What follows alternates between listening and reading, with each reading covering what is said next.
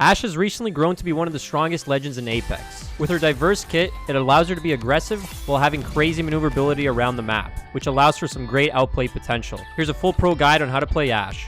For decades, Ashe has been known across the Outlands as a ruthless killer,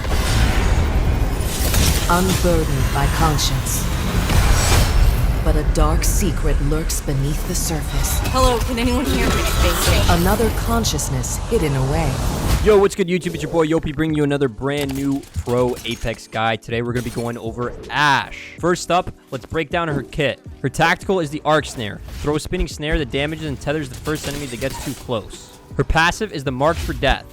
Ashe's map shows the location of recent death boxes. Press your keybind on a death box to mark surviving attackers once per box. Ashe can interact with the death box of any player, including your own squad mates killed by another squad, to find that squad's current location. If the attackers are dead, it will return no living attackers. Her ultimate is the phase breach. Tear open a one-way portal to a targeted location. Ashe immediately enters the phase tear upon activation. Okay, let's talk about her tactical first, the arc snare. The first enemy to enter the radius takes 10 damage and is snared for 3 seconds. It deals double damage to shields and lasts up to 5 seconds if no target is snared. Tethered players can escape through a dimensional rift or a phase breach, and it sticks to all surfaces. Here are some pro tips with the arc snare. A snared enemy still has a lot of room to dodge and weave within the radius.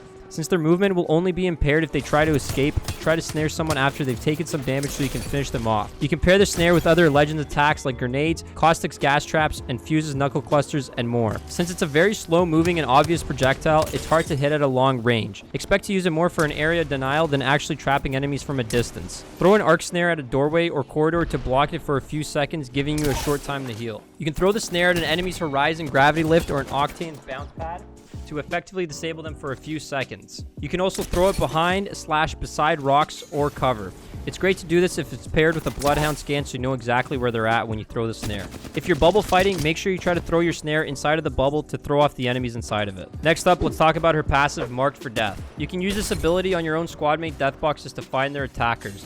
The location of the attackers are marked on the map for 8 seconds. For 4 seconds, Ashe is told the number of marked enemies. Those enemies are notified, position revealed by Ashe on their HUD. Ashe's map screen displays a marker over every death box that is less than 180 seconds old. She can use these markers to ping them from any distance. In Arena, upon a teammate's elimination, the killer's location gets marked. You can help your teammate find loot by using the map ping function to mark death boxes.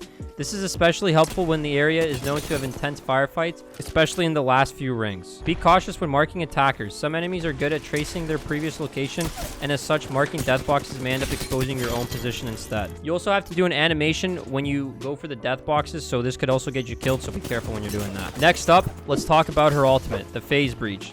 Personally, one of my favorite ultimates in the game. Tear open a one-way portal to a targeted location. Ashe immediately enters the phase tear upon activation.